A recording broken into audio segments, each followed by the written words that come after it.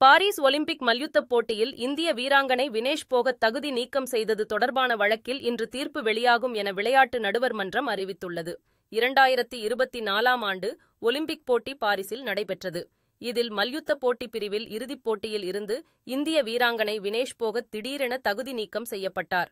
100 gram உடல் எடை கூடியதாக கூறி இந்த நடவடிக்கை எடுக்கப்பட்டது.